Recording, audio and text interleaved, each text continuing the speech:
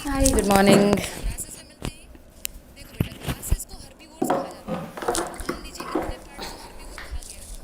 Hi good morning. कैसे हो आप लोग? आपको आवाज़ सुनाई दे रही है मेरी? आई होप मैं आप लोगों को दिखाई दे रही हूँ। आपको आवाज़ सुनाई दे रही है? एक बार देख लेते हैं।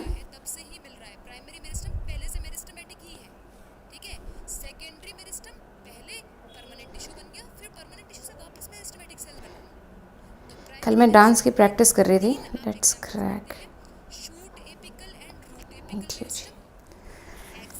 मैं सोचूं डांस का एक और चैनल खोल दूँ।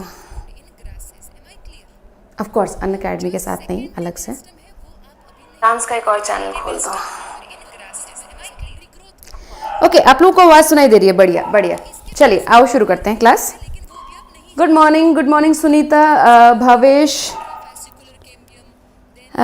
मदिया Shaikh, Roshni, Kanak, Jyoti Sharma, Sunita, Anas, Kaushal Kishore, Priyanka, Varsha, Sunita. Good morning everyone, good morning. So oh by god, मेरा डॉग ही ऐसे फेज़ में चल रहा है बच्चों, इतने खतरनाक फेज़ में चल रहा है। 3 महीने का हुआ है अभी, वो बीगल है। मतलब प्लीज़ अगर तुम्हारे पास कुछ सजेशंस है ना कि बीगल को कैसे शांत रखना है मुझे बताना, क्योंकि वो पागल हो चुका है। मतलब मैं इतनी फ्रस्ट्रेट हो रही हूँ, जैसे मम्मी फ्रस्ट्रेट होती है ना जब उसके बच्चे बहुत ही शैतान निकल आते हैं, उसको लगता है मैंने क्या पाप किए थे कि ऐसे बच्चे निकल आए। मुझे ऐसी फीलिंग आ रही है। He is making my life hell. 1 minute भी नहीं रहता है। मैं अंदर कमरे में जाती हूँ, बाहर से भौंकने लगता है कि बाहर आओ, मेरे सामने बैठे रहो। बताओ उसके सामने कैसे बैठ रहे हैं? सारा दिन काम नहीं करना होता हम लोगों को कुछ भी। चलो शुरू करते हैं। सो ये batch, I am Ritu Ratewal, I teach biology. ये बैच 2022-2023 के बच्चों के लिए, 2021 वाले बच्चे भी इसमें पढ़ सकते हैं यदि आपको कोई टॉपिक डिटेल में समझना है तो। मैं आपको यूरिनरी सिस्टम समझा रही हूँ। कल मुझे रास पढ़ाना था, पर कल हम GFR के बारे में डिटेल में डिस्कस कर रहे थे, तो आज मैं तुम्हें रास पढ़ाऊँगी। चलिए, यदि आप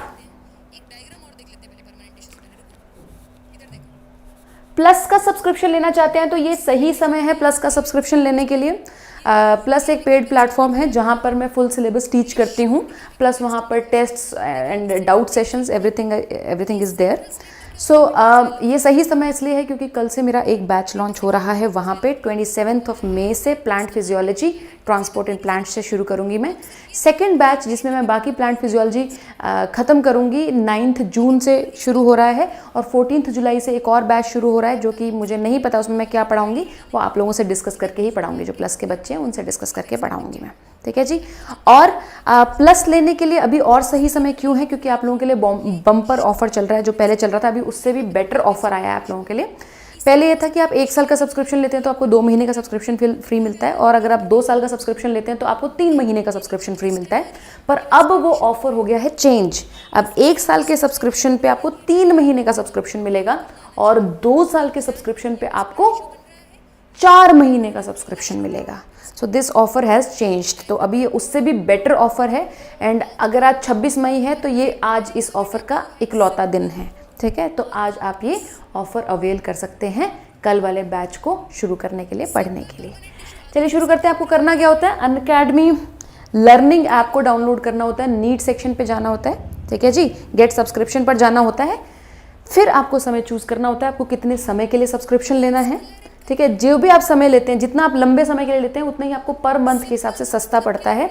और आप यहाँ पे एक जगह होती है खाली कोड डालने के लिए। कोड आप डालेंगे RITU, कोड नहीं भूलेंगे। ऋतु मेरा नाम, RITU। इससे आपको मैक्सिमम डिस्काउंट मिलता है और सारे ऑफर्स मिल जाते हैं जो उस टाइम ऑफर्स आपको चल रहे होते हैं। 2021 के लिए टेस्ट सीरीज चल रही है, ये मिस नहीं करेंगे। मंडे, वेंसडे, फ्राइडे 10 बजे सुबह टेस्ट सीरीज होती है। हर 4 चैप्टर्स का बायोलॉजी, केमिस्ट्री, फिजिक्स का टेस्ट होता है, आपको आंसर्स मिल जाते हैं। तो ये टेस्ट सीरीज मिस नहीं करेंगे। आई होप इसमें इनरोल करने के लिए भी कोड डालेंगे RITU ऋतु। ये फ्री ऑफ कॉस्ट है, पैसा नहीं लगेगा आपको। अनअकैडमी लर्निंग ऐप को डाउनलोड करके ये आपको मिल जाएगा। जैसे आप नीट यूजी सेक्शन में जाते हो ना, नीचे की साइड आपको बहुत सारी टेस्ट सीरीज चलती हुई मिलती हैं। तो आप ये वाली test series, rankers test series का नाम ढूंढ सकते हैं, ऋतु कोड डाल के अवेल कर सकते हैं। ये वाला जो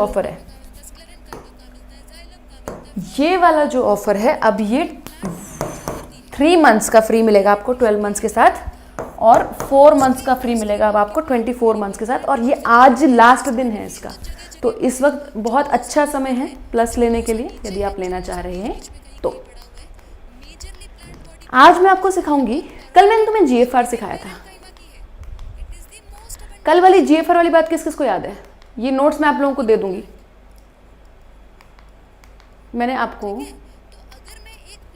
GFR सिखाया था, ग्लोमेरुलर फिल्ट्रेशन रेट। कहाँ पे सिखाया था? ये 125 ml प्रति मिनट।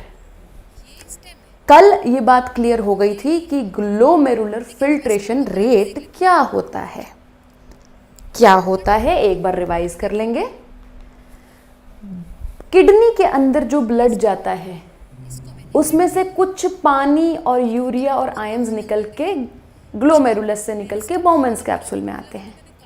यही आगे जाके सूसू बनता है। ये जो लिक्विड है, सारा तो सूसू नहीं बनता, लेकिन इसका कुछ पार्ट आगे जाके सूसू बनता है। तो नेफ्रॉन में आया हुआ लिक्विड ग्लोमेरुलर फिल्ट्रेट कहलाता है। क्यों? क्योंकि ग्लोमेरुलस से फिल्टर हुआ है। ये देखो इधर बना के दिखाया था मैंने, दोबारा बना देती हूँ, कोई बात नहीं, अगर नहीं भी याद है तो सुनो। किडनी में ग्लोमेरुलस नाम की कैपिलरी होती है, उसके नीचे बाउमैन्स कैप्सूल होता है, फिर यहाँ पे पूरा नेफ्रॉन इस तरीके से होता है ना। This is a nephron, this is DCT, this is PCT। I hope ये अब तुम्हें रट गया है, जो मैं बना रही हूँ ये तुम्हें रट गया बेटा। Loop of Henle, this is Bowman's capsule. Blood में से जितना लिक्विड निकल कर आता है बाउमैन्स कैप्सूल में उसे फिल्ट्रेट कहते हैं, क्योंकि फिल्टर होकर आ रहा है। ठीक है, अल्ट्रा फिल्ट्रेशन से आ रहा है, यहाँ पे लिक्विड आ रहा है। तो यहाँ पे जितना लिक्विड आता है वो लिक्विड यहाँ से नीचे नीचे नीचे नीचे जाता है, आगे जाके सूसू बनता है। तो इस फिल्ट्रेट को ग्लोमेरुलर फिल्ट्रेट बोलते हैं। ग्लोमेरुलर, ये वाली बात कल क्लियर हो गई थी कि ग्लोमेरुलर फिल्ट्रेट क्या होता है। अब ये कितना बनता है? ये बनता है 125 ml बनता है। बताओ रे, कितने समय में? 1 मिनट में। और 180 लीटर बनता है 1 दिन में। पहली बात तो यही बहुत इंपॉर्टेंट है, नीट में आ जाता है। अब ये किस बात पे डिपेंड करता है कि भैया यहाँ से कितना लिक्विड निकल रहा है? ऑब्वियसली ये नेट फिल्ट्रेशन प्रेशर पे डिसाइड करता है, मतलब डिपेंड करता है। जितना प्रेशर होगा यहाँ से यहाँ फेंकने के लिए, नेट फिल्ट्रेशन प्रेशर होगा। कल ये बात सिखाई थी तुम लोगों को, क्लास में आए थे जब तुम। जितना नेट फिल्ट्रेशन प्रेशर होगा भैया, जितना फिल्ट्रेशन प्रेशर होगा उतना ही फिल्ट्रेट निकलेगा। जब प्रेशर ज़्यादा होगा तो ज़्यादा फिल्ट्रेट निकलेगा, जब प्रेशर कम होगा तो कम फिल्ट्रेट निकलेगा। अब नेट फिल्ट्रेशन प्रेशर किस चीज़ पर डिपेंड करता है बेटा? ये ब्लड प्रेशर पर डिपेंड करता है। यहाँ पे ब्लड का प्रेशर कितना है, लेकिन सिर्फ ब्लड प्रेशर पर डिपेंड नहीं करता। ये बात तुमने कल सीख ली थी। आज हम ये बात नहीं करेंगे कि किस किस पे डिपेंड करता है, ये कल हो गई थी कि नेट फिल्ट्रेशन प्रेशर किस किस पे डिपेंड करता है, ये कल बात हो गई थी। आज मेरे को सिर्फ ये जानना है, अपने प्यारे प्यारे दिमाग को थोड़ा खोलो, लंबी सांस लो और सोचो कि भैया मेरे को आएगा समझ, तो क्यों नहीं आएगा भैया, इतना सिंपल है। जो बच्चा ऑलरेडी डर के बैठा है कि ये तो नहीं आ सकता, ये तो कुछ मुश्किल टॉपिक है, ये चैप्टर छोड़ देता हूँ, अगले चैप्टर से पढ़ूंगा, उसका क्या होगा नीट में? नीट में हो जाएगी। बायोलॉजी का हर एक चैप्टर 2 मार्क्स, 2 क्वेश्चन कैरी करता है, एक क्वेश्चन 4 मार्क्स का है। हर चैप्टर से ऑलमोस्ट 5 से 8 मार्क्स आपको आएंगे। कोई भी चैप्टर ऐसा नहीं होता जिसमें से नहीं आता। 40 तो चैप्टर, 38 चैप्टर्स हैं, 90 क्वेश्चन बनाने हैं। ठीक है, किसी में 2 क्वेश्चन, किसी में 2 से ज़्यादा क्वेश्चन। तो कोई भी चैप्टर हम, और ये आसान है रे, ये ह्यूमन फिजियोलॉजी के सबसे प्यारे चैप्टर्स में से एक है। अगर तुम पहले की क्लासेस लगा रहे हो तो तुम्हें ज़रूर समझ में आएगा। अगर तुम पहले की क्लासेस नहीं लगा रहे तो लगा लो, ये गोल्डन चांस है। इससे अच्छा मौका नहीं मिलेगा, लाइव क्लासेस हैं, इससे अच्छा मौका नहीं मिलेगा बेटा ये चैप्टर समझने के लिए। तो नेट फिल्ट्रेशन प्रेशर पे डिपेंड करता है कि यहां से कितना फिल्ट्रेट निकल रहा है। नेट फिल्ट्रेशन प्रेशर किस पे डिपेंड करता है? ब्लड प्रेशर पे। अब किडनी इसके लिए बहुत सेंसिटिव है बेटा, NFP के लिए, BP के लिए। जब भी आपकी बॉडी में आपका बीपी गिरेगा, बीपी क्या है? Blood pressure. ब्लड प्रेशर मतलब आपकी ब्लड वेसल्स में कितना प्रेशर है। ये मैं सर्कुलेशन बना रही हूँ। Suppose this is the systemic circulation. Systemic circulation का मतलब समझते हो? नहीं समझते? लाओ बताएं। सिस्टेमिक सर्कुलेशन इज बेटा आपकी बॉडी में ना खून दौड़ता रहता है कॉन्टिन्यूसली। आपकी बॉडी में खून दौड़ता रहता है कॉन्टिन्यूसली। सारी बॉडी का खून हार्ट में जाता है, फिर वो हार्ट लंग्स में जाता है, फिर लंग्स से वापस हार्ट में जाता है, फिर वो पूरी बॉडी में जाके फिर से वापस घूम के हार्ट में आ जाता है। तो ये हार्ट है। कॉन्टिन्यूसली आपकी बॉडी में ब्लड घूम रहा है, हार्ट से निकल के वापस हार्ट में आ रहा है। ये सिस्टेमिक सर्कुलेशन बोलते हैं। इसको क्या बोलते हैं?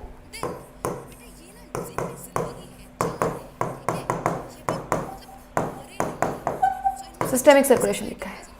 तो ब्लड प्रेशर कुछ नहीं है, ये आर्टरीज में, वेन्स में और कैपिलरीज में जो प्रेशर होता है उसको ब्लड प्रेशर कहते हैं।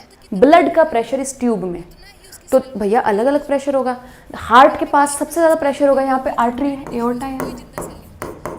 बिगेस्ट आर्टरी जिससे हार्ट ब्लड फेंकता है एओर्टा है। सबसे ज्यादा प्रेशर इसमें होगा भैया। सबसे ज्यादा जोर से हार्ट यहाँ पे पंप कर रहा है। जो इसके सबसे पास होगा यहाँ सबसे ज्यादा प्रेशर होगा। उससे कम प्रेशर कैपिलरीज में होगा, सबसे कम प्रेशर वेन में होगा। वेन में होगा ना, वेना कावा नाम की वेन होती है, ठीक है। सो प्रेशर सब जगह अलग अलग होता है। आप बीपी कहाँ से नापते हो बेटा? आप आर्टरी में नापते हो बीपी। क्यों नापते हो भैया? यही है, यहीं से नापते हैं। नहीं तो कोई डॉक्टर कहीं से नाप देगा, कोई डॉक्टर कहीं से नाप देगा, तो कैसे चलेगा? तो आप हमेशा आर्टरी का बीपी नापते हो। ये वाली बात ध्यान रखना। तो जब हम कहते हैं कि बीपी गिर गया, इसका मतलब क्या है? इसका मतलब यह है कि भैया यहाँ पे जो ब्लड की वॉल्यूम है ना, जो प्लाज्मा की वॉल्यूम है, देखो एक ट्यूब है, एक रबड़ की ट्यूब है, इमेजिन करो एक रबड़ की ट्यूब है। उसमें प्रेशर कैसे कम ज़्यादा होगा? उसमें पानी बह रहा है। जब उसमें पानी ज़्यादा हो जाएगा तो प्रेशर ज़्यादा हो जाएगा अंदर। तो वैसे ही ब्लड प्रेशर भी बढ़ता है जब प्लाज्मा का वाटर, प्लाज्मा में ज़्यादा वाटर आ जाता है। अगर प्लाज्मा में कम वाटर आ गया, ठीक है, तो बीपी गिर जाएगा। तो आपका बीपी बहुत ज़्यादा डिपेंड करता है प्लाज्मा की वॉल्यूम पे, ठीक है। फिर तुम कहो अब प्लाज्मा की वॉल्यूम कैसे बनती है बेटा? जो तुम पानी पीते हो, पानी पी के वही प्लाज्मा में जाता है। तो तुम बोल मैडम मैं तो ज़्यादा पानी पी लूँगा तो मेरा तो बीपी बढ़ जाना चाहिए। नहीं बेटा, ज़्यादा पानी पीने से बीपी नहीं बढ़ेगा, क्योंकि किडनी उसी हिसाब से सूसू ज़्यादा बना देती है, ठीक है। यहाँ पे किडनी है मान लो, किडनी से यहाँ से ब्लड आता है, किससे आता है? Renal artery. थोड़ा और दूर बनाती हूँ, थोड़ा और दूर बनाती हूँ। देखो ये किडनी है, यहाँ से ब्लड आ रहा है रीनल आर्टरी से। तो बेटा अगर यहाँ पे तुमने पानी ज़्यादा पी लिया ना, देखो ये तुम्हारा डाइजेस्टिव सिस्टम है, ये तुम्हारा माउथ है, ये तुम्हारा स्टमक है, ये तुम्हारी स्मॉल इंटेस्टाइन है। तुम जब ज़्यादा पानी पी लेते हो ना, तो पानी जो है, वाटर जो है ब्लड में आ जाता है। तो जरूरत से ज़्यादा वाटर हो गया तो तुम कहोगे प्रेशर बढ़ गया, है ना। तो बेटा कुछ नहीं, रीनल आर्टरी से जब यहाँ पे पानी जाएगा तो ज़्यादा सूसू बन जाएगा, मोर यूरिन बन जाएगा। ये यूरेटर है, यहाँ से ज़्यादा सूसू बन जाएगा, तो एक्स्ट्रा पानी जो है किडनी बाहर निकाल देती है। तो आपका बीपी मेंटेन रहता है, ठीक है। लेकिन कभी कभी बॉडी बीपी को मेंटेन नहीं कर पाती, और ये किडनी को बात बहुत बुरी लगती है। किडनी को चाहिए भैया मेरा जीएफआर मेंटेन करो। किडनी का जीएफआर कितना है? 125 ml प्रति मिनट। वो कहती है इतना तो मेरा जीएफआर मेंटेन करो। क्यों? अगर तुम मतलब जीएफआर कब गिरेगा? जब यहाँ पे बीपी गिर जाएगा। जब यहाँ पे बीपी गिरेगा तो रीनल आर्टरी में बीपी गिरेगा, रीनल आर्टरी में बीपी गिरेगा तो यहाँ पे एफरेंट आर्टीरियल में बीपी गिरेगा, एफरेंट आर्टीरियल में बीपी गिरेगा तो जीएफआर कम होगा। क्यों बेटा? ये एफरेंट आर्टीरियल से तो बनता है। यहाँ पे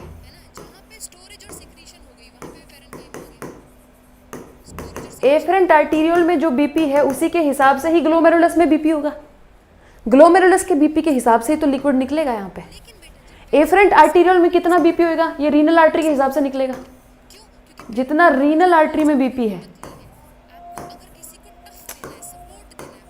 जितना रीनल आर्टरी में बीपी है उसी के हिसाब से एफरेंट आर्टीरियल का बीपी होगा। जितना एफरेंट आर्टीरियल का बीपी होगा उसी हिसाब से ग्लोमेरुलस का होगा। तो जब भी बॉडी का बीपी गिरता है ब्लड प्रेशर गिरता है, हमारी किडनी को बहुत बुरा लगता है। क्यों? क्योंकि किडनी का ग्लोमेरुलर फिल्ट्रेशन रेट भी गिर जाता है। बीपी गिर गया, रीनल आर्टरी में भी गिर गया, एफरेंट आर्टेरियल में भी गिर गया, ग्लोमेरुलस में भी गिर गया। ग्लोमेरुलस में बीपी गिर गया तो नेट फिल्ट्रेशन प्रेशर गिर गया, अगर ये गिर गया तो जीएफआर भी गिर गया, और ये किडनी को बिल्कुल भी पसंद नहीं है। बेटा किडनी खराब हो जाती है, अगर कम हो बॉडी में प्रेशर ब्लड का तो किडनी खराब हो जाती है। ठीक है जी। कब कम हो सकता है प्रेशर? एक्सट्रीम कंडीशंस में कम होएगा बेटा प्रेशर। मान लो तुम डेजर्ट में गुम हो गए, ठीक है, पानी पीने को नहीं मिल रहा। जब पानी पीने को ही नहीं मिल रहा तो कहाँ से प्लाज्मा में पानी डालोगे? तो बीपी गिरेगा। तो किडनी क्या करती है? सूसू बनाना कम कर देती है। ऐसा होता है जब तुम पानी कम पीते हो तो यहाँ पे सूसू कम बनता है, तो कहती है हम पानी निकालेंगे नहीं, बीपी ठीक रहेगा। लेकिन बेटा फिर भी कुछ तो सूसू निकालोगे तुम। यूरिकोटेलिक तो हो नहीं कि पेस्ट निकाल दोगे, कुछ तो पानी निकालना ही पड़ेगा, बीपी तुम्हारा गिर जाएगा।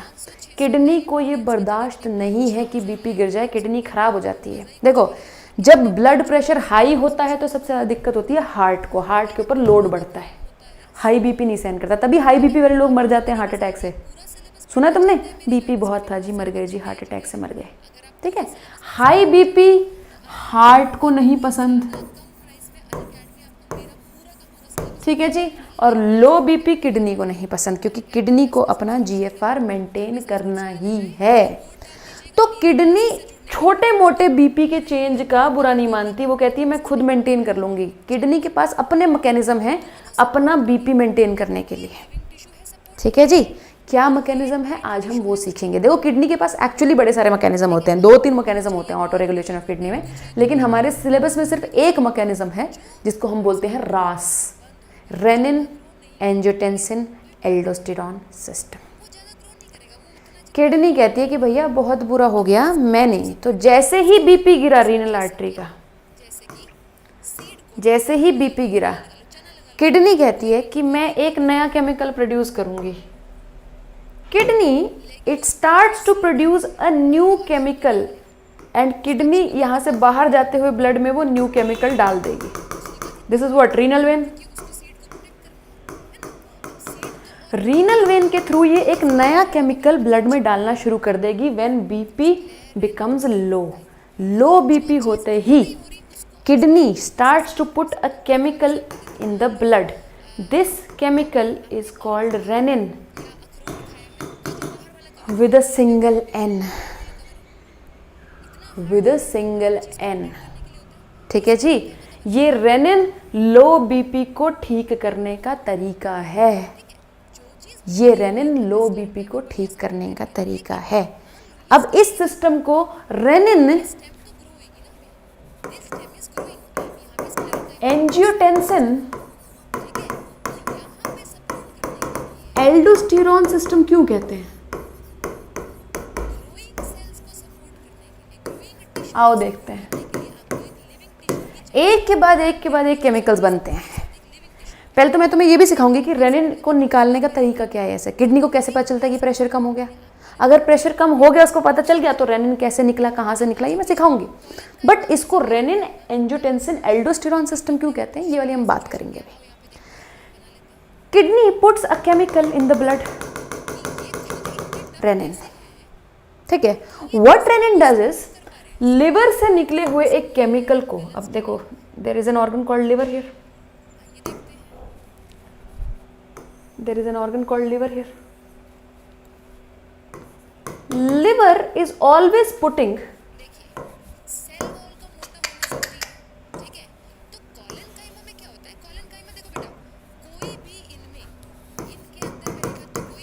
लिवर हमेशा ही सिस्टेमिक सर्कुलेशन में एक केमिकल डालता रहता है। ठीक है, इस केमिकल को बोलते हैं एंजियोटेंसिनोजेन।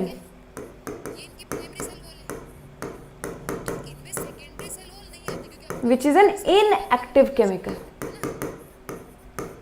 तो वैसे तो ये बॉडी में इनएक्टिव घूमता रहता है, कोई फर्क नहीं, लेकिन अगर किडनी रेनिन रिलीज कर रही है तो बात कुछ और हो जाएगी।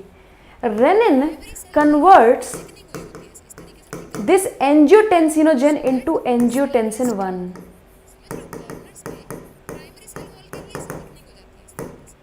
मैं हार्ट हटा रही हूँ यहाँ से क्योंकि हार्ट का इस वाले डायग्राम में कोई वो नहीं है, ज़्यादा रेलेवेंस नहीं है, ठीक है, हार्ट हटा रही हूँ मैं। रेनिन जो है इस इनएक्टिव केमिकल को, जिसको एंजियोटेंसिनोजेन कहते हैं, को एंजियोटेंसिन में कन्वर्ट कर देता है, ठीक है। तो हमारा दूसरा पार्ट बन गया, देखो एक रेनिन था, एक एंजियोटेंसिन बन गया, एंजियोटेंसिन 1। अब एंजियोटेंसिन 1 भी ज़्यादा कुछ उखाड़ नहीं पाता है, इनएक्टिव केमिकल है, ठीक है। अब एंजियोटेंसिन 1 जब लंग्स की कैपिलरीज के बीच में से निकलता है, लंग्स में से भी तो ये ब्लड पास होगा ना, लंग्स की कैपिलरीज में से निकलता है एंजियोटेंसिन 1, तो यहाँ पे एक एंजाइम होता है एंजियोटेंसिन कन्वर्टिंग एंजाइम,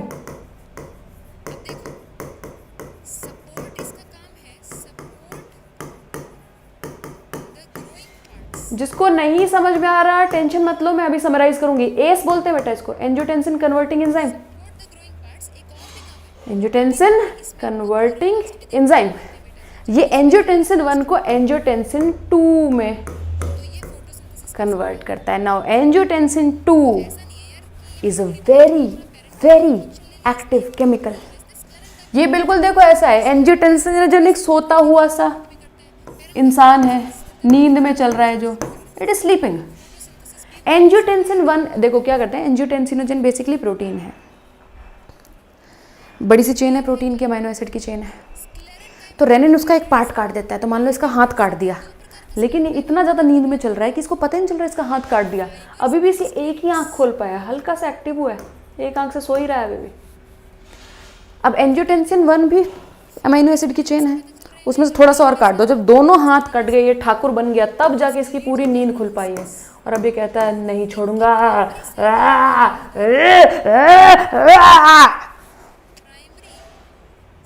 एंजियोटेंसिन 2 कहता है अब नहीं हो सकता भैया, किसने मेरी नींद खोली। एंजियोटेंसिन 2 ने कहा किसने मेरी नींद खोली, पहले बना एंजियोटेंसिन 1, वो पहुंचा एंजियोटेंसिन 1 के पास, तू कैसे बना, कहता है यार मेरे को तो रेनिन ने बनाया। ये पहुंचा रेनिन के पास, तू कैसे बना, रेनिन कहता है मुझे किडनी ने बनाया। ये पहुंचा किडनी के पास, तूने क्या, तू क्यों रेनिन बना रहा है। तो उसने कहा भैया बीपी गिर गया था, इसको अपनी हिस्ट्री पता चली कि भैया बीपी गिर गया था इसलिए मैं बनाऊं। तो इसने कहा कि अब बीपी बढ़ाना मेरी जिंदगी की जिम्मेदारी है, ऐसी की तैसी बीपी की, ऐसे कैसे बीपी गिर गया, ठीक है। तो angiotensin 2 is a vasoconstrictor, it's a powerful वेसोकंस्ट्रिक्टर।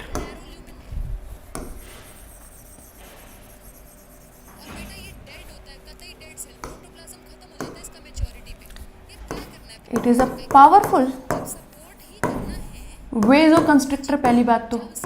अब ये वेसोकंस्ट्रिक्टर क्या बला है, नाम से पता चल रहा है। वैसे वेसो मतलब ब्लड वेसल, कंस्ट्रिक्टर मतलब कंस्ट्रिक्ट करने वाली, वो कर देने वाली, टाइट कर देने वाली। अब वेसो कंस्ट्रिक्शंस कैसे काम करती हैं, कंस्ट्रिक्टर्स कैसे काम करते हैं, देखो यार, आपकी चाहे आर्टरी हो चाहे वेन हो, उसकी 2 लेयर्स होती हैं, जिसको नहीं पता जान लो। क्या ये हमारे सिलेबस में है, बिल्कुल सर्कुलेटरी सिस्टम में है। क्या हमें आज जानना है, बिल्कुल जानना है। कोई भी मेरा बच्चा इतना नालायक नहीं बनेगा जो कहेगा कि ये तो इस चैप्टर में है ही नहीं, मैं तो पढ़ूंगा ही नहीं। जो बच्चा ऐसा कहेगा वो मेरी क्लास से, मतलब कम से कम मेरे दिल से बाहर चला जाएगा। क्लास से तो मैं निकाल नहीं सकती क्योंकि मुझे नहीं पता तुम मन में क्या सोच रहे हो, पर मेरे दिल से ज़रूर चले जाओगे। आर्टरी या वेन दोनों का एक ही तरीका है। अंदर स्क्वामस एपिथेलियम की एक लाइनिंग होती है जिसको एंडोथेलियम कहते हैं।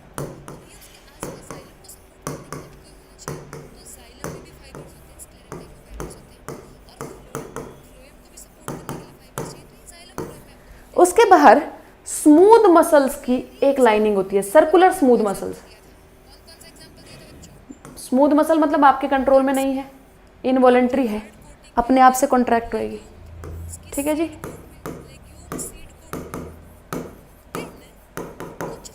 स्मूथ मसल्स, और उसके बाहर एक कनेक्टिव टिश्यू की लाइनिंग होती है, यहाँ पे थोड़ा कनेक्टिव टिश्यू और थोड़ा सा और स्क्वामस एपिथेलियम। स्क्वामस एपिथेलियम भी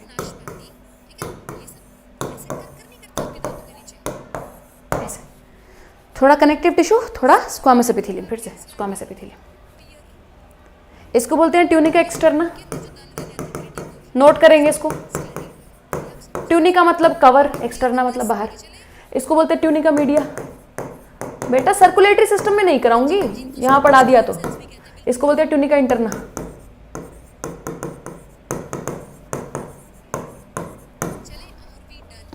नोट करेंगे इसको। एनसीईआरटी में आप इसको नोट कीजिए, एनसीईआरटी में डायग्राम्स दिए हुए हैं वो अपने को आने चाहिए। टी लीव्स में मिलता है। कुछ डिस्टर्बेंस है बैकग्राउंड में, लाओ देख लें। ये डायग्राम्स देखिए, आपको पहचानने को आसानी है। अच्छा एक टी लीव्स में मिलता है। कुछ डिस्टर्बेंस है बैकग्राउंड में, लाओ देख लें। ये डायग्राम्स देखिए, आपको पहचानने को आसानी है। अच्छा एक टी लीव्स में मिलता है। कुछ डिस्टर्बेंस है बैकग्राउंड में, लाओ देख लें। डायग्राम्स देखिए, आपको पहचानने को आसानी आने चाहिए, मैंने सिखा दिया। अब आप कहाँ पहुँच गए चैप्टर में, आइए देखते हैं। दूसरे लेक्चर की वॉइस क्यों दिख रही है भाई? रुको मैं देखती हूँ। You have covered where let me check क्या दिक्कत है, you have covered कौन सा दूसरा लेक्चर चल रहा है यहाँ पे। meristematic tissue, you have covered simple permanent tissue. Let's go to complex permanent tissue. Complex permanent tissue में क्या है? Xylem और phloem. आओ देखते हैं। They contain different types of cells है, तो ये भी टिश्यू है, लेकिन ये कॉम्प्लेक्स टिश्यू है। एक सेल, एक जाइलम में सिर्फ एक प्रकार का सेल नहीं मिलता, चार प्रकार का सेल मिलेगा। फ्लोएम में सिर्फ एक प्रकार का सेल नहीं मिलता। राम नारायणम जानकी वल्लभम।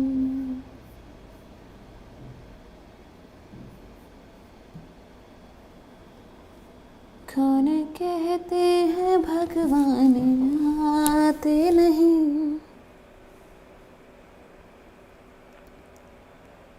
अभी सही है? अभी सही है? बोलो। अभी सही है? अभी सही है? बोलो। अभी सही है? अभी सही है? बोलो। अभी सही है? कोई दिक्कत तो नहीं है ना? अभी तक की बातें क्लियर है जो बोला था?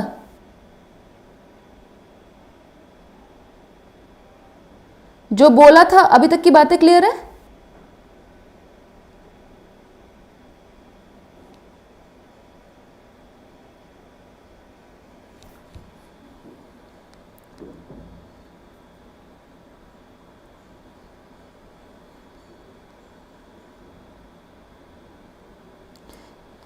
ये बताओ क्या समझ में आया है, क्या समझ में नहीं आया, ये बताओ। वॉइस क्लियर ना होने की वजह से क्या समझ में आया है, क्या समझ में नहीं आया, मुझे बताओ। Mummy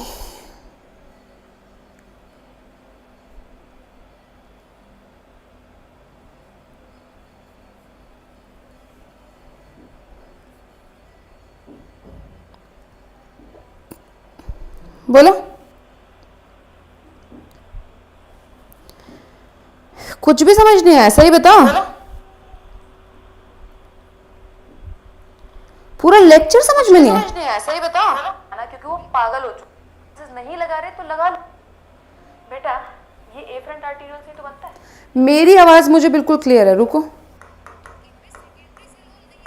which is an inactive chemical. तो वैसे तो ये बॉडी में इनएक्टिव घूमता रहता है, कोई फर्क नहीं, लेकिन अगर किडनी रेनिन रिलीज कर रही है तो बात कुछ और हो जाएगी। Renin converts this angiotensinogen into angiotensin 1। भैया हाँ, मेरे को समझ में आ गया, पीछे से थोड़ी आवाज आ रही थी, पर वो इतनी ज्यादा नहीं थी कि आप लोग लेक्चर ना समझ सको।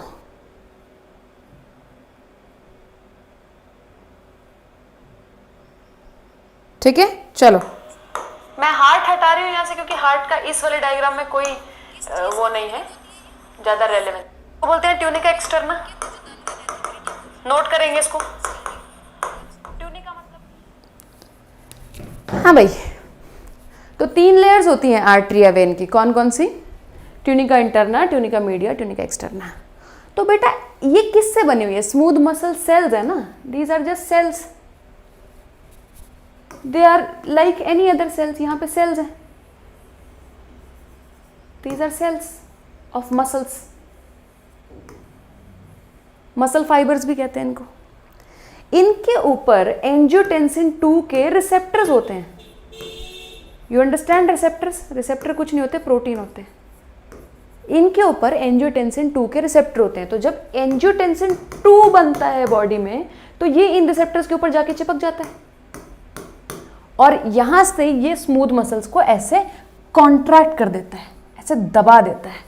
तो अगर स्मूथ मसल्स को कॉन्ट्रैक्ट करोगे तो ये वाला स्पेस कम हो जाएगा, ये वाला लाइन अंदर चला जाएगा पारा पार्ट। तो अगर कोई ट्यूब को तुम दबाओगे तो उसमें प्रेशर बढ़ेगा ना, उसमें प्रेशर इंक्रीज होगा ना। तो बेटा अगर प्रेशर इंक्रीज होगा तो बीपी बढ़ जाएगा। समझ में आ गया एंजियोटेंसिन 2 कैसे काम करता है? स्मूथ मसल को कॉन्ट्रैक्ट करा देता है। So coming back to the lecture, angiotensin 2 is a powerful vasoconstrictor जिससे कि बीपी बढ़ जाएगा। पहला काम तो ये करता है, सबका बदला लेता है। हालांकि ये डायलॉग अब पुराना हो गया, बार बार यही डायलॉग मारती हूँ हर लेक्चर में कि बाप का, भाई का, बेटा का, माँ का, कैसे था वो डायलॉग, बाप का, भाई का, सबका बदला लेगा रे तेरा फैजल। तो ये सबके बदले ले रहा है कि ये जो इतने में मैं बना हूँ, यहाँ से बीपी गिरा तो रेनिन निकला किडनी से, रेनिन ने लिवर से निकले हुए एंजियोटेंसिनोजन को एंजियोटेंसिन 1 में कन्वर्ट किया, एंजियोटेंसिन 1 को एंजियोटेंसिन 2 में कन्वर्ट किया लंग्स में, लंग्स की कुछ कैपिलरीज होती हैं उनमें एंजाइम होता है एस, फिर एंजियोटेंसिन 2 ने बदला लेना शुरू किया कि मैं बीपी बढ़ाऊंगा। तो तुमको ये समझ में आ रहा है कि ये सब कुछ बीपी बढ़ाने के लिए हो रहा है। RAS gets activated, it is activated when BP falls। जब बीपी गिरता है तब RAS एक्टिवेट होता है। देखो तुम्हें ना क्वेश्चंस आएंगे जिसमें तुम्हें दिमाग लड़ाना पड़ेगा, ठीक है। RAS बीपी को बढ़ाने का काम करता है, ठीक है। तो तुमसे ऐसे क्वेश्चन नीट ने अगर पूछ लिया कि बताओ अल्कोहल और RAS सेम काम करता है या अलग अलग काम करता है, तो तुम्हें पता होना चाहिए कि RAS क्या काम करता है और अल्कोहल क्या काम करता है। RAS बीपी को बढ़ाता है क्योंकि RAS का जन्म ही तब होता है जब बीपी गिर जाता है। बीपी को उठाने के लिए, बीपी को बढ़ाने के लिए RAS का तांडव रचा जाता है, RAS लीला रची जाती है। अल्कोहल क्या करती है? जो लोग बेवड़े हैं, जो दारू पीते हैं, उनसे कभी पूछना, जब आप दारू पीते हो तो बहुत ज्यादा सूसू आता है। Alcohol is a diuretic. Diuretic क्या होता है? जो बहुत ज्यादा सूसू प्रोड्यूस करे। जो जितना सूसू प्रोड्यूस करेगा वो बीपी को उतना ही गिराएगा। देखो यहाँ से पानी निकालोगे और सूसू में भेजोगे तो यहाँ का बीपी तो गिरेगा। तो अल्कोहल बीपी गिराता है, RAS बीपी बढ़ाता है। तो आपका आंसर होना चाहिए नहीं भैया, they do opposite work. RAS increases BP, alcohol decreases BP. तो ये तुम्हारे कॉन्सेप्ट क्लियर होने चाहिए। कॉन्सेप्ट तुम्हारे तभी क्लियर होंगे जब तुम अपना दिमाग लगाओगे, ठीक है। ऐसे ये छोटी छोटी चीज़ों पे तुम वो नहीं करोगे, मैडम पीछे से आवाज़ आ गई, चलो तुमने मुझे बता दिया अच्छी बात है, पर ये कहना कि मुझे कुछ समझ में ही नहीं आया कि पीछे से आवाज़ आ रही थी। तुम समझो कोई भी रिस्पॉन्सिबल नहीं है तुम्हारे करियर के लिए, तुम खुद रिस्पॉन्सिबल हो। You are responsible. कल को डॉक्टर बनोगे तो तुम बनोगे, नहीं बनोगे तो तुम नहीं बनोगे। क्या करोगे? किसको ब्लेम करोगे? नहीं बने हम, या मैं जो भी करना चाहता था, स्कूल में अच्छे एग्जाम मार्क्स लाना चाहता था, जो भी मैं करना चाहता हूँ। बहुत सारे बच्चे नर्सिंग करना चाहते हैं, बहुत सारे बच्चे BDS करना चाहते हैं, बहुत सारे बच्चे MBBS करना चाहते हैं, कुछ वेटनरी साइंसेज, कुछ जानवरों से बहुत प्यार होता है, वेटनरी साइंसेज में जाना चाहते हैं, बहुत सारे बच्चे फार्मेसी करना चाहते हैं, बायोटेक करना चाहते हैं, बायोकेम करना चाहते हैं। उन सब के लिए आपने मेडिकल लिया है। अगर आपको वो चीज़ नहीं मिलती जो आपको चाहिए तो आप रिस्पॉन्सिबल हो। आपको भगवान ने बहुत सुंदर दिमाग दिया है, आप उस दिमाग को ओपन करेंगे, उस दिमाग में चीज़ें आने देंगे, अपने मन से रेजिस्टेंस ख़त्म करेंगे, दूसरों को ब्लेम करना बंद करेंगे, मेरे साथ ऐसा कर दिया, मेरे साथ वैसा कर दिया। ठीक है जी, चलो।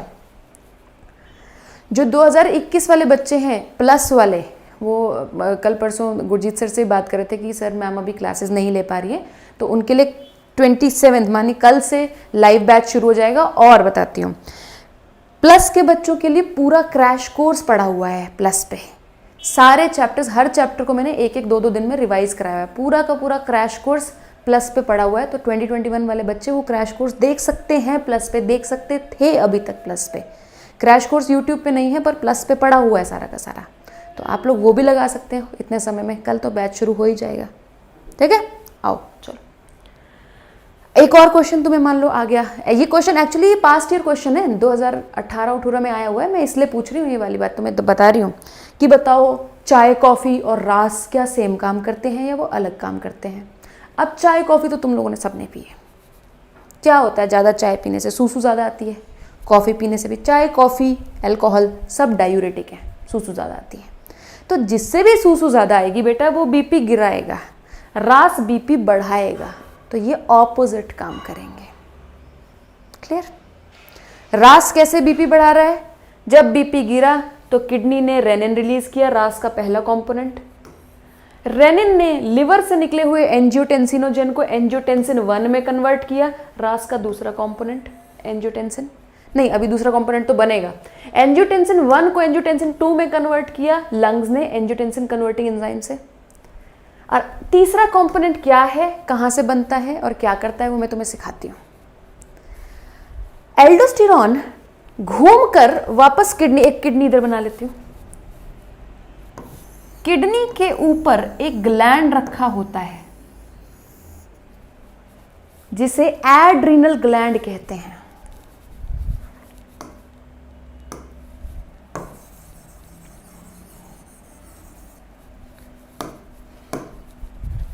This gland is called adrenal gland.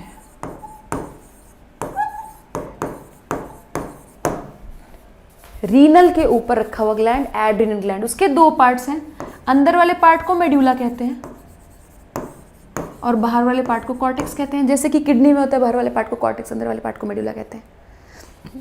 Aldosterone के रिसेप्टर्स इसके कॉर्टेक्स पे भी पड़े होते हैं, कॉर्टेक्स पे भी रिसेप्टर्स हैं यहाँ पे इस तरीके से, ठीक है जी। एल्डोस्टेरॉन जाकर इस रिसेप्टर पे जाके चिपकता है और कॉर्टेक्स से एक केमिकल रिलीज कराता है जिसको एल्डोस्टेरॉन कहते हैं। एल्डोस्टेरॉन की नहीं, सॉरी यार मैंने गलत बोल दिया शायद कुछ, आई एम सॉरी। एंजियोटेंसिन 2 के रिसेप्टर्स, एंजियोटेंसिन 2 के रिसेप्टर्स कॉर्टेक्स पे भी होते हैं, एड्रीनल ग्लैंड के कॉर्टेक्स पे। एंजियोटेंसिन 2 उन रिसेप्टर्स पे चिपक के कॉर्टेक्स से एक केमिकल रिलीज कराता है जिसको एल्डोस्टेरॉन कहते हैं। एल्डोस्टेरॉन किडनी पे ही एक्ट करता है, किडनी पे ही एक्ट करता है और किडनी से सूसू का प्रोडक्शन कम कर देता है। कैसे करता है मैं तुम्हें सिखाऊंगी, ठीक है। It production, I will teach you how. It decreases urine production, तो अगर यूरिन प्रोडक्शन को कम करेगा एल्डोस्टेरॉन तो ऑफ कोर्स ब्लड के बीपी को इंक्रीज कर देगा, बीपी इंक्रीज हो जाएगा, ठीक है जी। इस तरीके से रास बीपी को बढ़ा देता है। कैसे बढ़ाता है? पहला, एंजियोटेंसिन 2 जो है वो खुद एक वेजोकंस्ट्रिक्टर है, वहां से बीपी को बढ़ा दिया, पहला पॉइंट। दूसरा पॉइंट, उसने किडनी के ऊपर रखे हुए एड्रीनल ग्लैंड को मजबूर किया एल्डोस्टेरॉन रिलीज करने के लिए, और एल्डोस्टेरॉन ने किडनी में जाके यूरिन की प्रोडक्शन को कम कर दिया। यदि सूसू कम निकलेगा तो सूसू का पानी बच जाएगा जो कि ब्लड का पानी बढ़ाने में काम आएगा। सूसू अगर कम निकला तो क्या हुआ, बेसिकली सूसू से बहुत सारा पानी खींच लिया गया, खींच के ब्लड में डाल दिया गया, बीपी बढ़ जाएगा। तो दूसरा काम है एल्डोस्टेरॉन का। अब ये बेसिक रास का प्रोसीजर है, मैं चाहती हूं ये तुम नोट डाउन करो। कुछ फाइनर डिटेल्स बची हैं इसमें। फाइनर डिटेल्स क्या बची हैं? किडनी रेनिन कहां से रिलीज करती है और कैसे रिलीज कर पाती है। दूसरा, एल्डोस्टेरॉन यूरिन प्रोडक्शन को कैसे कम करता है। ये दोनों क्वेश्चंस के मैं आपको आंसर दे रही हूं। 1 मिनट का ब्रेक लेंगे। क्या बात है, सही चल रहा है? वो भी लगा सकते हैं इतने समय में, कल तो बैच शुरू हो ही जाएगा, ठीक है। आओ, कोई दिक्कत तो नहीं आ रही है क्लास में? एक तो ये अलग स्यापा है,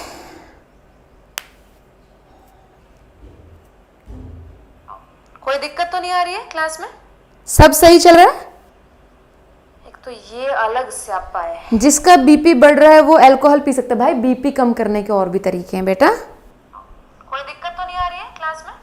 सब सही चल रहा है? एक तो ये अलग सपोर्टिंग गर्ल्स। लैग आ रहा है क्या बेटा?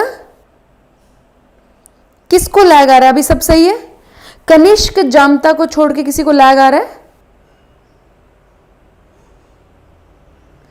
ट्यूनिका एक्सटर्ना कनेक्टिव टिश्यू की कवरिंग है या एपिथेलियम? सानिया बेटा, ट्यूनिका एक्सटर्ना में दोनों चीजें हैं, ऊपर एपिथेलियम है, उसके नीचे कनेक्टिव टिश्यू की कवरिंग है, दोनों है बेटा।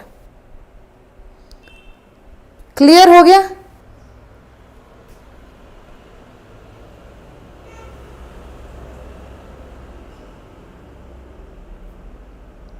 बेटा हेल्थ के लिए दोनों में से कोई भी सही नहीं है, ना तो लो बीपी सही है ना हाई बीपी सही है, नॉर्मल बीपी सही है बेटा। किस किस को ये समझ में आ गया है?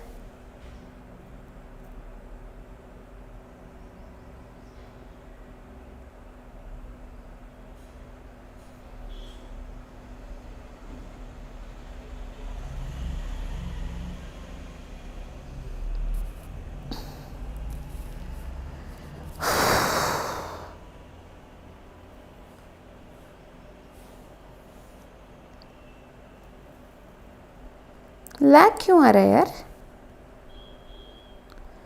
Janaki Vallabham Janaki Vallabham,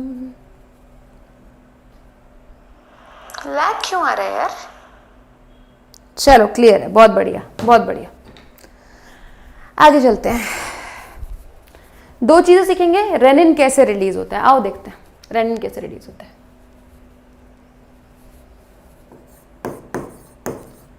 How renin with a single N in release is released?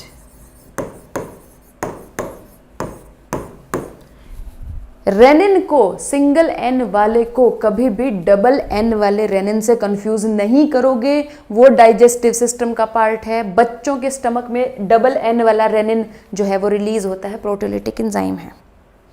आओ सीखते हैं, कोई ज़्यादा बड़ी बात है नहीं। देखो एक्चुअली में जो नेफ्रॉन होता है ना बहुत मुड़ा तुड़ा होता है। तुम तो बड़ा सुंदर सा नेफ्रॉन बना लेते हो, है ना, ये नेफ्रॉन है। एक्चुअली ये तो सिर्फ तुम्हें समझाने के लिए होता है।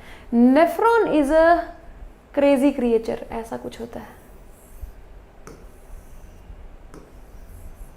तुम अपनी एनसीईआरटी में देखो, तुम्हें ऐसा सा ही नेफ्रॉन बना हुआ मिलेगा, समथिंग लाइक दिस।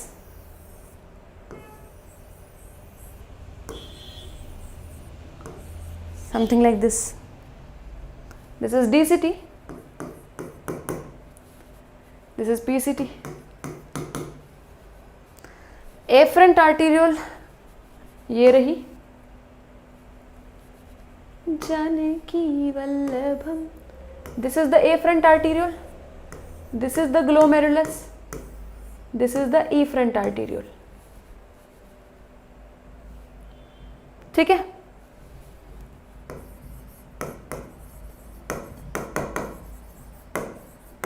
अब रेनिन कैसे रिलीज होता है? रेनिन रिलीज करने के लिए आपके नेफ्रॉन को पता होना चाहिए कि भैया ब्लड प्रेशर गिर चुका है। तो ब्लड प्रेशर गिरा है ये कैसे पता चलेगा नेफ्रॉन को? आओ देखो कैसे सिखाएं तुम्हें। एक और डायग्राम बनाते हैं। जानकी वल्लभम,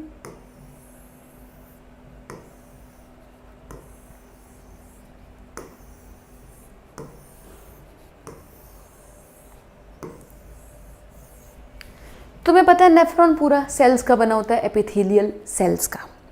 कौन कौन से एपिथेलियल सेल्स होते हैं वो भी आज जान ही लो, क्योंकि आगे जाके जानना तो है ही। यहाँ मैं तुम्हें बता चुकी हूँ स्क्वामस एपिथेलियम होता है बोमन्स कैप्सूल में, स्क्वामस एपिथेलियम। और यहाँ पे मॉडिफाइड स्क्वामस एपिथेलियम होता है जिनको पोडोसाइट्स बोलते हैं। स्क्वामस एपिथेलियम ही है लेकिन मॉडिफाइड है, ये हम पिछली क्लास में कर चुके हैं। Squamous epithelium which is modified podocytes. जो पीसीटी है बेटा ये बहुत इंपॉर्टेंट पार्ट है। मैंने तुम्हें क्या सिखाया था कि भैया जितना ब्लड यहाँ से आता है एफरेंट आर्टीरियोल से ग्लोमेरुलस में जाता है और फिर यहाँ से ईफ्रेंट आर्टीरियोल में निकलता है ना, और यहाँ से जो फिल्ट्रेट आता है ये फिल्ट्रेट सारा का सारा सूसू में नहीं कन्वर्ट होता। This is the first step of urine formation जिसको ग्लोमेरुलर फिल्ट्रेशन कहते हैं। यहाँ पे लिक्विड निकलना ग्लोमेरुलर फिल्ट्रेशन है। सेकेंड स्टेप क्या है यहां से फिर से कैपिलरीज बनती हैं जिनको हम पेरीट्यूबुलर कैपिलरी कहते हैं।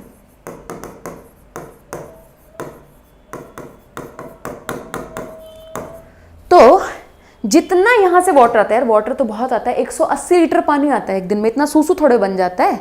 तो यहां से मैक्सिमम वाटर जो होता है वो रीएब्जॉर्ब हो जाता है ब्लड में। This is the second step called tubular reabsorption. ठीक है, देन कुछ गंदी पंदी चीजें यहाँ पे फेंक दी जाती हैं क्योंकि भैया जो तुम सूसू में ही जाने लायक थे, तुम ब्लड में जाने लायक नहीं थे, जिस which is called tubular secretion. 3 step है यूरिन फॉर्मेशन के, ग्लोमेरुलर फिल्ट्रेशन, एब्जॉर्प्शन, सिक्रीशन। तो तुमको जान के खुशी होगी कि जितना यहां से पानी आता है ग्लोमेरुलर फिल्ट्रेशन में, 99% of the water is reabsorbed in the blood. 99% of the water is reabsorbed in blood. लेकिन सारा का सारा पीसीटी से नहीं रीएब्जॉर्ब होता, कुछ डीसीटी से भी रीएब्जॉर्ब होता है यहां से ऐसे पानी। ठीक है जी, पीसीटी से वाटर रीएब्जॉर्ब होता है 80%। ये तुम्हें लर्न तो करना ही है। क्या ये एनसीईआरटी में है? बिल्कुल है। 80% of the water is reabsorbed from PCT. जो बचा कुचा सा है 15 से लेके 19% तक, वो यहां से रीएब्जॉर्ब होता है, डीसीटी से रीएब्जॉर्ब होता है। तो बेटा यहाँ पे एब्जॉर्ब करने की अलग ही कैपेसिटी है सेल्स के अंदर। तो यहाँ के नॉर्मल सेल्स नहीं होंगे बेटा, यहाँ की एपिथेलियम ब्रश बॉर्डर एपिथेलियम होएगी ऐसे, क्यूबॉइडल ब्रश बॉर्डर सेल्स। जिनको नहीं पता ब्रश बॉर्डर क्या होता है बेटा, सेल्स के जो साइटोप्लाज्म है वो उंगली लाइक, फिंगर लाइक स्ट्रक्चर्स में ऐसे मोड़ा होता है। ये सेल है। नॉर्मल सेल होने की बजाय साइटोप्लाज्म ऐसा हो जाता है to increase the surface area. जहां पे भी बहुत ज्यादा एब्जॉर्प्शन होनी हो या सिक्रीशन होनी हो, खासकर एब्जॉर्प्शन होनी हो, तो ये स्ट्रक्चर्स बन जाते हैं। These are called microvilli. जिनके भी सेल्स के ऊपर माइक्रोविलाई होते हैं उनको बोलते हैं ब्रश बॉर्डर सेल्स, क्योंकि वो ब्रश जैसे नजर आते हैं माइक्रोविलाई। तो यहां पे आपको ब्रश बॉर्डर क्यूबॉइडल मिलते हैं, ब्रश बॉर्डर क्यूबॉइडल एपिथेलियम। ये नोट करेंगे एक बार, फिर आगे बताती हूँ।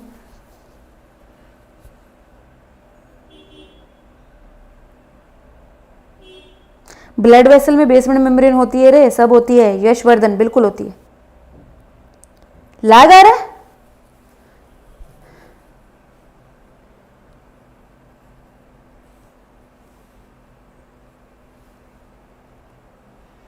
यार कोई लैग नहीं आ रहा।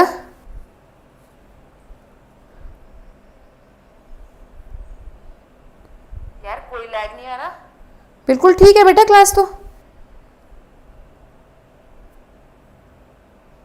कोई लैग नहीं आ रहा। बिल्कुल ठीक है बेटा, क्लास तो बिल्कुल ठीक है।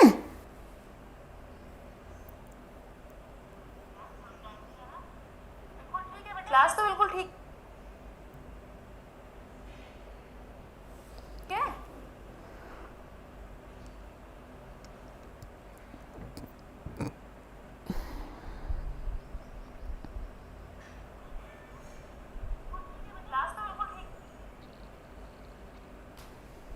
क्या करूं, ऑफ करके ऑन करूं क्या क्लास?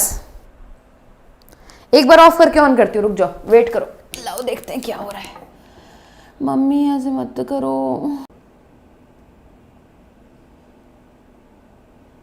ऐसे मत करो। अभी सही है?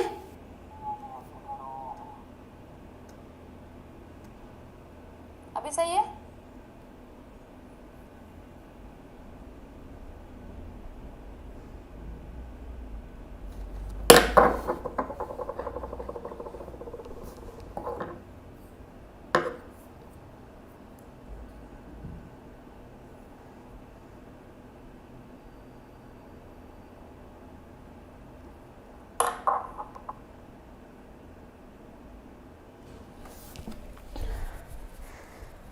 अभी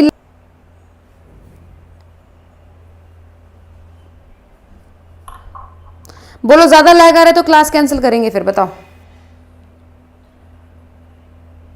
अभी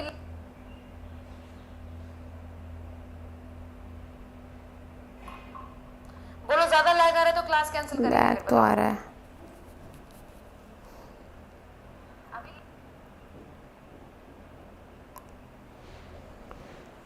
चलो एक बार और ट्राई कर लेते हैं। अभी सही है ना? अभी नहीं आ रहा, अभी नहीं आ रहा, अभी नहीं आ रहा, अभी नहीं आ रहा, अभी तो नहीं आ रहा, अब तो सही है। सही हो गया, सही हो गया, सही हो गया। चलो एक बार और ट्राई कर लेते हैं। अभी सही है ना? अभी नहीं आ रहा, अभी नहीं आ रहा, अभी नहीं आ रहा, अभी नहीं आ रहा, अभी तो नहीं आ रहा, अब तो सही है। सही हो गया, सही हो गया, सही हो गया। चलो आगे बढ़ते हैं।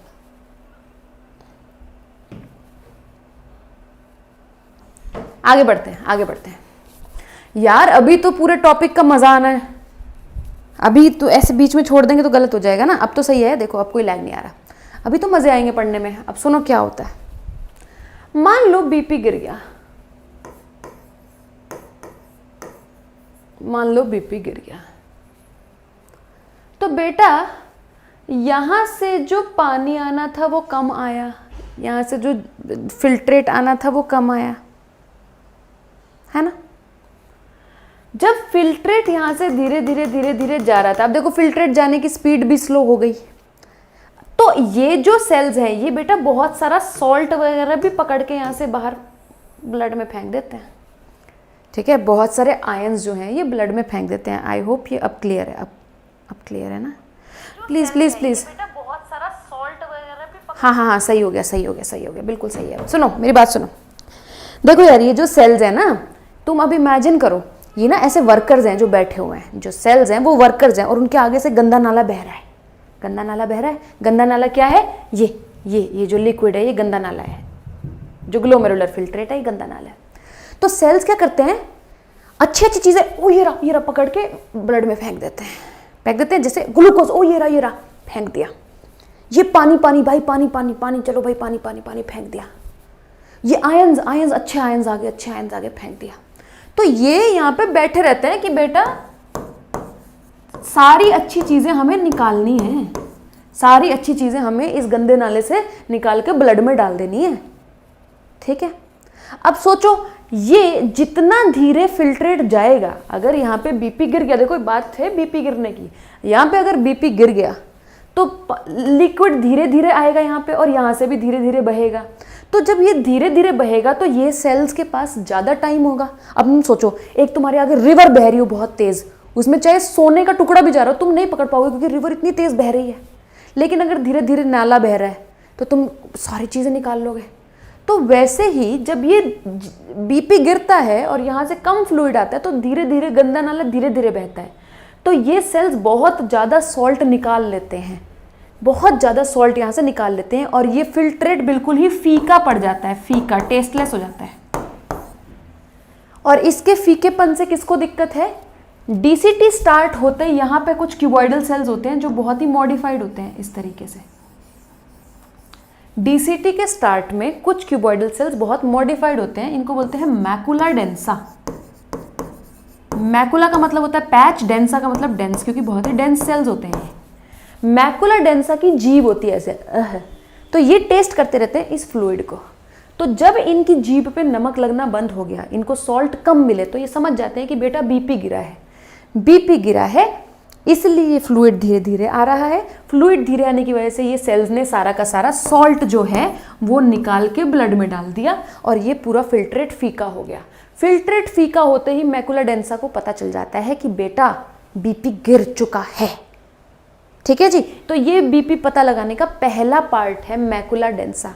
अगर यही चीज मैं इस डायग्राम में बनाऊं तो मेरा मैकुला डेंसा यहां बन जाएगा, डीसीटी स्टार्ट होते ही। ये मैकुला डेंसा है। मैकुला डेंसा को जैसे ही पता चला कि बीपी गिर गया, वो एफरेंट आर्टीरियोल इसके बहुत पास पड़ा होता है बेटा। एफरेंट आर्टीरियोल की जो स्मूथ मसल सेल्स है ना ट्यूनिका मीडिया में, इनको कहता है कि बेटा बीपी गिर चुका है। इन सेल्स को बोलते हैं जक्स्टा ग्लोमेरुलर सेल्स। जक्स्टा मतलब होता है पास, ग्लोमेरुलर सेल्स, ग्लोमेरुलस के पास वाले सेल्स, ये इनको बताता है कि यार बीपी गिरा हुआ है। तो जैसे ही इनको पता चलता है बीपी गिरा है बेटा, एफरेंट आर्टीरियल्स की स्मूथ मसल्स के सेल्स जो है वो रेनिन रिलीज करने लगते हैं ब्लड में। इस तरीके से रेनिन रिलीज होता है।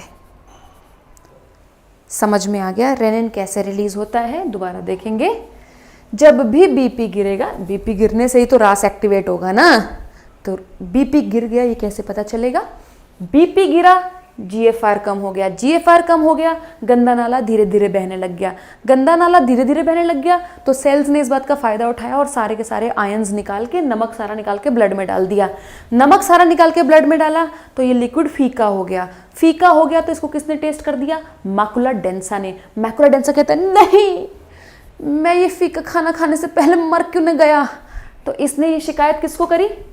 जैसे ही मैकुला डेंसा को फीका खाना मिला, इसने बोला जक्स्टाग्लोमेरुलर सेल्स को। जक्स्टाग्लोमेरुलर सेल्स कौन से हैं? एफरेंट आर्टीरियोल के स्मूथ मसल्स के सेल्स हैं, ये मॉडिफाइड होते हैं जक्स्टाग्लोमेरुलर सेल्स। इनको जैसे ही मैकुला डेंसा सिग्नल देता है कि यार बहुत गलत हो गया, फीका खाना मिल रहा है, तो ये यहाँ से रेनिन रिलीज कर देते हैं, क्योंकि फीका खाना क्या ये बताता है भाई बीपी गिर गया है, बीपी गिर गया तो रेनिन रिलीज होगा। इसको, इन दोनों सेल्स को, juxtaglomerular cells plus macula densa को मिला के बोलते हैं JGA, जग्गा, जक्स्टा ग्लोमेरुलर एपरेटस।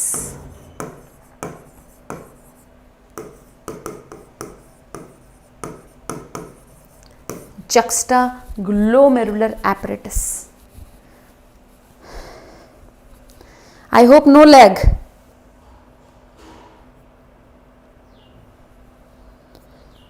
बीगल को कैल्शियम बोन्स खिला रही हूं बेटा मैं।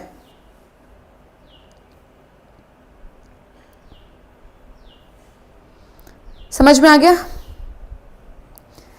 पहला पॉइंट क्लियर हो गया, पहला पॉइंट तुम लोगों को क्लियर हो गया कि रेनिन कैसे रिलीज होता है। ठीक है जी। दूसरा पॉइंट मैं तुम्हें बताती हूं, एल्डोस्टेरॉन। दूसरा पॉइंट क्या था? पहला पॉइंट तो तुम्हें ये सिखाना था मेरे को कि रेनिन कैसे रिलीज होता है। दूसरा पॉइंट ये था कि भैया एल्डोस्टेरॉन से यूरिन प्रोडक्शन कैसे कम हो जाता है। एल्डोस्टेरॉन से यूरिन प्रोडक्शन कैसे कम हो जाता है? तो देखो इधर बताती हूँ। Aldosterone actually acts upon DCT। Aldosterone is a hormone which is released from adrenal cortex and it acts on the cells of DCT। ये सिर्फ और सिर्फ DCT के सेल्स पे एक्ट करता है। ये क्या करता है DCT के सेल्स में? यहाँ पे सोडियम पोटेशियम चैनल्स बढ़ा देता है। सोडियम पोटेशियम चैनल्स क्या होते हैं? कुछ नहीं, प्रोटीन्स होते हैं। यहाँ पे aldosterone increases the concentration of sodium potassium channel. ठीक है, लिख दो यहाँ पे, it increases sodium potassium channel. Sodium potassium channel जैसे ही इंक्रीज होता है बेटा, यहां से जो नमक होता है ना, सोडियम होता है, सोडियम होता है, वो सोडियम यहां से निकल के ब्लड में जाने लगता है। ठीक है, और ब्लड का जो पोटेशियम है वो यहां से नीचे निकलने लगता है। ठीक है जी। चलो पोटेशियम को भी छोड़ो, पोटेशियम से तुम कंफ्यूज ही होगे, छोड़ दो, पोटेशियम को छोड़ दो। जो सोडियम है, सोडियम पोटेशियम चैनल जैसे ही ज्यादा होते हैं, सोडियम पोटेशियम चैनल से क्या होता है? सोडियम जो है वो ब्लड में जाने लगता है। अब तुम्हें पता है sodium is the wife of water. जितने भी आयंस हैं वो वाइफ ऑफ वाटर हैं, है ना, पानी की बीवी है ना। तो बेटा पानी कहता है मुझे भी जाना है, मुझे भी जाना है, और पानी इसके पीछे पीछे जाने लगता है। तो एल्डोस्टेरॉन डायरेक्टली वाटर को एब्जॉर्ब नहीं कराता, एल्डोस्टेरॉन डायरेक्टली फिल्ट्रेट से वाटर नहीं खींचता ब्लड में डालने के लिए, नहीं, वो चला के दिखाता है, वो वाटर की बीवी को किडनैप कर लेता है। एल्डोस्टेरॉन इज लाइक अ गुंडा जो हीरो पे डायरेक्ट अटैक नहीं करेगा, हीरो की बीवी को उठा लेगा। Aldosterone simply increases the number of sodium potassium channels. उससे क्या होता है? बहुत सारा सोडियम रीएब्जॉर्ब होने लगता है ब्लड में। और जब सोडियम रीएब्जॉर्ब होने लगता है, then water runs behind the sodium into the blood. So water in this filtrate is less, so urine production will be less and BP will increase. Did you understand? Did you understand?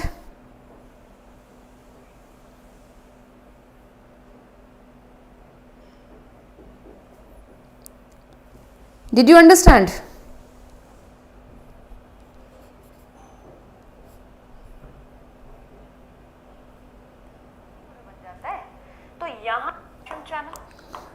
Clear है ये वाली बात मुझे तुम्हारे? Potassium channel जैसे ही increase होता है बेटा, यहाँ से जो नमक होता है, रेनिन सिर्फ इतना काम करता है विश्वा, रेनिन सिर्फ इतना काम करता है कि वो एंजियोटेंसिनोजन को एंजियोटेंसिन 1 में कन्वर्ट कर देता है, खुद से कोई काम नहीं करता। केमिस्ट्री क्लास है?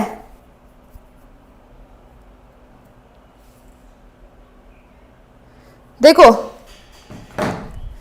इस टॉपिक में 2 इंपॉर्टेंट बातें रह गई हैं, इस टॉपिक में 2 बातें इंपॉर्टेंट रह गई हैं। एक तो रास तो आ गया, रास तो समझ में आ गया यार, तुम्हें ANF भी समझाई देती हूँ, ANF भी समझाई देती हूँ, नहीं तो फिर दोबारा से ये सारा डायग्राम बनाना पड़ेगा। इधर देखो, साथ साथ में सीख लो ना, सीख लो। रास की हरकत से बीपी बढ़ गया, रास की हरकतों से बीपी बढ़ गया कि नहीं बढ़ गया? बढ़ गया, रास की हरकतों से बीपी बढ़ गया। लेकिन अत्यधिक बीपी किसको पसंद नहीं आता? जब बीपी बढ़ जाता है तो किसको पसंद नहीं आता? Heart has a problem with BP. तो रास के अगेंस्ट, रास बहुत ज्यादा बीपी ना बढ़ा दे, रास के अगेंस्ट हार्ट के एट्रिया से, ऊपर वाले 2 चेंबर्स को एट्रिया बोलते हैं ना, नीचे वाले 2 चेंबर्स को वेंट्रिकल बोलते हैं। एट्रिया की वॉल से एक केमिकल रिलीज होता है, एट्रियल नाट्यूरेटिक फैक्टर, ANF भी बोलते हैं इसको शॉर्ट में। ANF is the enemy of रास।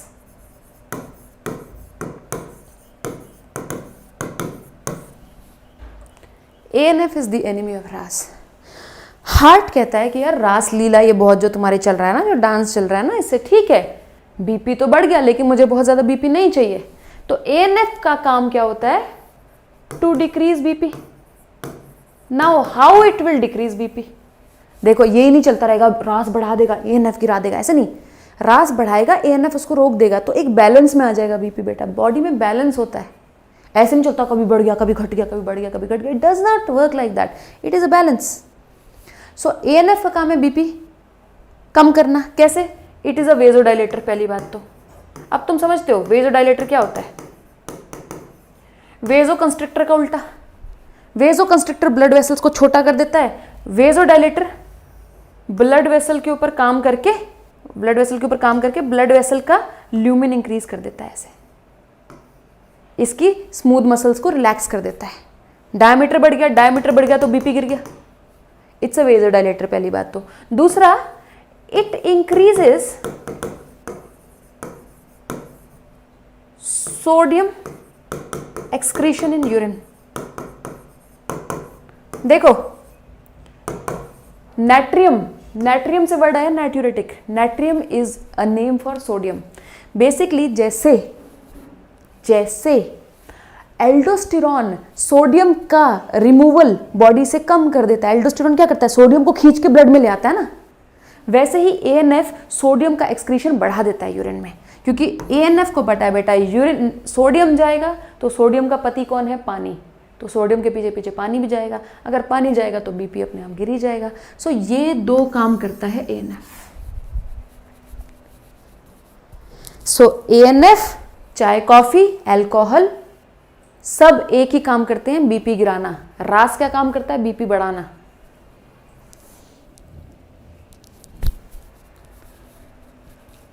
समझ गए? रास का साथ एक और केमिकल देता है। लास्ट बात अगली क्लास में पढ़ाऊंगी, मैं सिर्फ ये बता रही हूं कि कौन सा केमिकल साथ देता है। रास का फ्रेंड होता है, रास का फ्रेंडशिप होता है, FREINDSHIP, फ्रेंडशिप होती है ADH नाम के केमिकल से। ये कल पढ़ाऊंगी ADH क्या होता है, ये रिश्ता क्या कहलाता है। बहुत ही प्यार, दिल से नहीं रिलीज होता है, हार्ट से नहीं रिलीज होता भाई, ये सिर्फ प्यार का सिंबल है, प्यार, प्यार। तो ADH रास को कैसे हेल्प करता है ये कल सिखाऊंगी। अगर आप प्लस का सब्सक्रिप्शन लेना चाह रहे हो बेटा, बम्पर ऑफर चल रहा है, 1 महीने पे 3 महीना फ्री मिल रहा है आज, सिर्फ आज, ठीक है। और 2 साल पे, सॉरी 1 साल पे 3 महीना और 2 साल पे 4 महीना फ्री मिल रहा है। कोड डालेंगे ऋतु, ये फ़ायदा उठाने के लिए। अनअकैडमी क्या कहते हैं, सब्सक्रिप्शंस लेने के लिए अगर आपको कुछ बात करनी है तो हमारा हेल्पलाइन है इस पे आप कॉल कर सकते हैं। ठीक है जी, अभी हेल्पलाइन नहीं चल रही, 2-3 दिन में चले, हर रोज़ 2-3 दिन में बोलती हूँ मैं बंदा ढूंढ रही हूँ, मिलेगा तो चलेगी। ठीक है, टेलीग्राम ज्वाइन कर सकते हैं आप, ऋतु रतेवाल के नाम से टेलीग्राम है। 50K 50,000 के आसपास बच्चा है, वो ज्वाइन कर लेना चैनल ऋतु रतेवाल। बहुत सारे फेक चैनल भी हैं, वो मत कर लेना, जो बहुत बड़ा चैनल है वो ज्वाइन कर लेना। ठीक है, थैंक यू सो मच। चलो, आई होप तुम लोगों को समझ में आया। एक बहुत इंपॉर्टेंट टॉपिक, एक बहुत ईजी टॉपिक, बस समझने की देर है। कल पढ़ाऊंगी function of the tubules. I will see you at 10 AM tomorrow.